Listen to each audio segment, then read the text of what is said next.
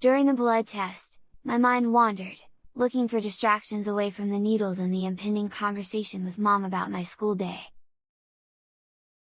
"Alec, I know you're smart and mature for your age, but that doesn't mean you can't face problems. You can tell me anything." Mom invited me to trust her. No matter what I was going through, I could count on her.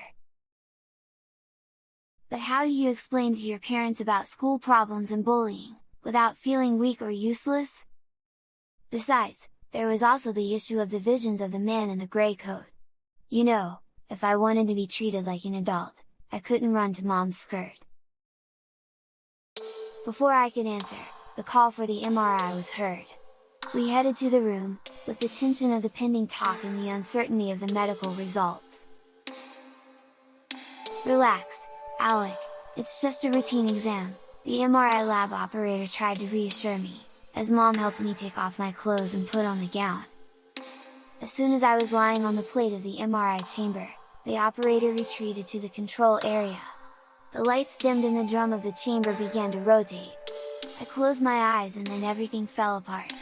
The man in the gray coat appeared in my head, smiling and calling me to go with him. My heart started to beat hard, and with it, my breathing became abrupt. "Son, everything is fine. The study will be over soon," I heard Mom say something to me, trying to calm me down.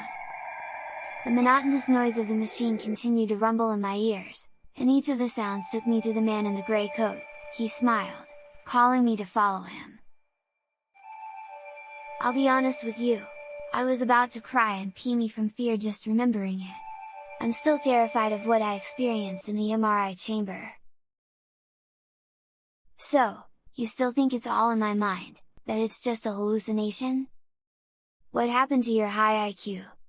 You'll say, shouldn't logic have led you to the conclusion that it's a hallucination of the childhood stress you're experiencing from changing grades? Be quiet! "The child is very agitated," the operator told Mom. "His brain is showing a lot of activity, try to calm him down." "Relax, son," Mom asked me, following the operator's suggestion to distract me, for which she proposed a mathematical challenge. "Explain what the factorial of a number is, and then tell me the values from 1 to 7. I made an effort to calm my mind, and with it explain what the factorial of a number was. Swallowing hard, I tried to push the mysterious man out of my mind.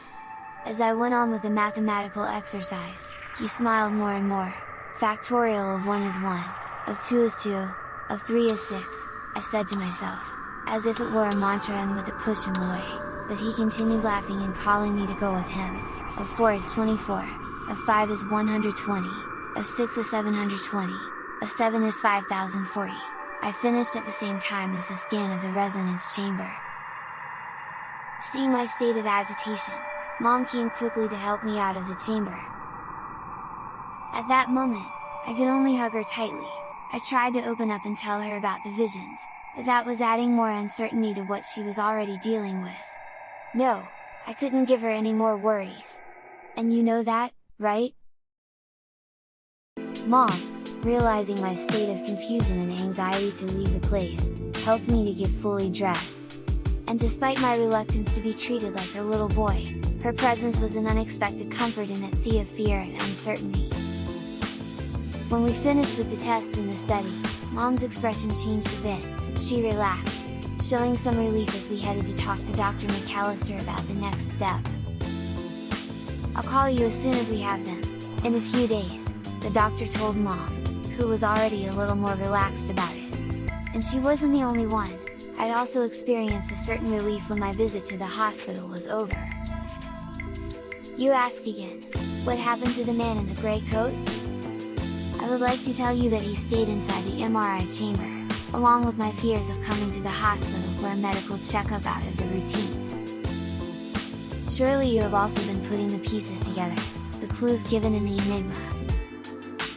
Are you okay, Alec? Mom asked about my feelings about what we had just been through, as we walked towards the exit of the hospital.